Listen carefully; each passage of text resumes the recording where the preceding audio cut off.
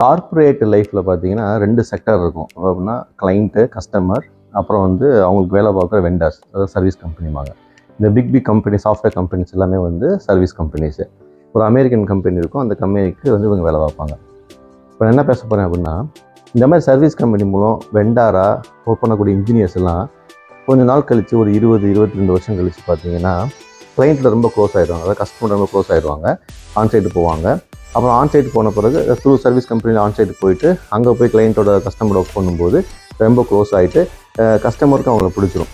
பிடிச்ச உடனே நீ எங்கள் பக்கம் மாறிக்கிறியா, நீ எதுக்கு சர்வீஸ்க்கு வெண்டாராக இருக்க, நீ கஸ்டமராக மாறிடுவாங்க.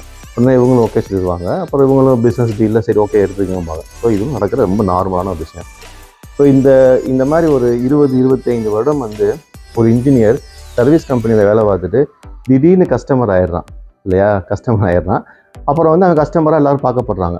இந்த இடத்துல தான் எனக்கு ஒரு பழைய ஒரு பழமொழி மாதிரி ஒரு இது நான் வந்து என்னென்னா, 25 வருடம் பொய் சொல்லியே பிழைத்த ஒரு வக்கீல் திடீர்னு நீதிபதி ஜட்ஜ் ஆன பிறகு அவன் உண்மை சொல்லுவான்னு நம்ம நம்புகிறோம் பார்த்தீங்களா, அது எவ்வளோ பைத்தியக்காரத்தனம் அப்படின்னு சொல்லுவாங்க. இது வந்து ஒரு சேயிங் இருக்குது.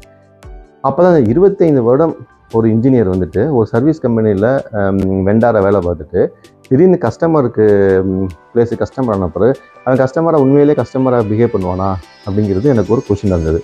ஏன் அப்படின்னா, அவன் கஸ்டமராக மாறிட்டான் அப்படின்னா அதே கஸ்டமருக்கு ஒரு 4-5 வெண்டார் இருப்பாங்க. அப்போ மல்டி வெண்டார் சொல்லுவாங்க இல்லையா, அது. அப்போ இவன் வந்தது ஒரு வெண்டர்லேயே வந்திருப்பான். அவன் இந்த வெண்டருக்கு ஃபேவராக இருப்பானா, இல்லை வெண்டார்ட்ட சின்ன பிரச்சனை ஆச்சுன்னா வெண்டாருக்கு எகென்ஸ்டாக போயிடுவானா, இவங்க மேலே இருக்க கோவத்தை இன்னொரு வெண்டாருக்கு வந்துட்டு ஃபேவராக இருப்பானா. ஸோ இந்த மாதிரி நிறைய பார்ஷியாலிட்டி வந்துடும்.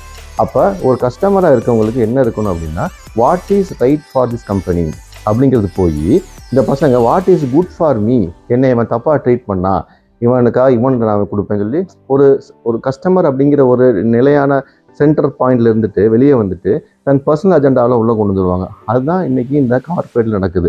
நிறைய கம்பெனிஸில் பார்த்தீங்கன்னா சர்வீஸ் கம்பெனியில் வேலை பார்த்தவங்க தான் இப்போ கஸ்டமராக இருக்காங்க. அந்த கஸ்டமராக இருக்கவங்க என்ன செய்கிறாங்கன்னா இந்த மாதிரி பார்ஷியாலிட்டி நிறைய பார்க்க ஆரம்பிச்சிடுறாங்க. ஸோ அந்த பழைய செய்யுங்க பார்த்தா 25 வருடம் பொய் சொல்லியே பிழைத்த ஒரு வக்கீல் திடீர்னு வந்து ஜட்ஜாக உட்காந்துடுறான். நீதிபதி ஆன பிறகு அவன் எப்படி உண்மை சொல்லுவான்? 25 வருஷம் அவன் பொய் சொல்லி தன்னுடைய கஸ்டமருக்காக வாதாடி தவறே இருந்தாலும் பணம் கொடுத்துட்டான்னு சொல்லி வாதாடி பிழைத்த ஒரு வக்கீல் திடீர்னு எப்படி வந்து உண்மையை சொல்ல வரும்போது உனக்கு நெருடல் இருக்கும். அதே தான் ஒரு சர்வீஸ் கம்பெனியில் வேலை பார்த்த ஒரு இன்ஜினியர் 25 வருடம் ரைட்டா, தனக்கு எப்படி சரியாக இருக்குங்கிறத தாண்டி இந்த கம்பெனிக்கு எப்படி சரியாக இருக்கும், கஸ்டமருக்கு சரியாக இருக்குன்னு பார்க்கவே மாட்டாங்க. என் கம்பெனிக்கு என்ன சரியாக பார்த்தாங்க, திடீர்னு கஸ்டமர் பிளேஸில் உட்காந்துட்டு கஸ்டமருக்கு எப்படி சரியாக இருக்கும் அப்படின்னு பார்க்குறதுக்கான வியூ இருக்குமா எனக்கு தெரியல. அப்படி இருந்துட்டா சூப்பர். ஸோ என்ன சொல்ல வரேன்னா, கஸ்டமர் ஆகிட்டீங்க அப்படின்னா நீங்கள் வந்து what is right for that company மட்டும் பாருங்கள். உங்களுடைய பழைய அஜெண்டா, பழைய ப்ராப்ளம், ஹிஸ்ட்ரியெலாம் விட்டுருங்க. இந்த கம்பெனி எனக்கு நல்லது பண்ணுச்சு, கெட்டது பண்ணுச்சு, நான் இவனுக்கு ஃபேவராக இருக்கேன் இல்லை அவனுக்கு ஃபேவராக இருக்க மாட்டேன் அப்படிங்கிறதுலாம் கொண்டு வரவே வராதிங்க. அது வந்து கஸ்டமர் ஆகிறதுக்கு அழகே கிடையாது.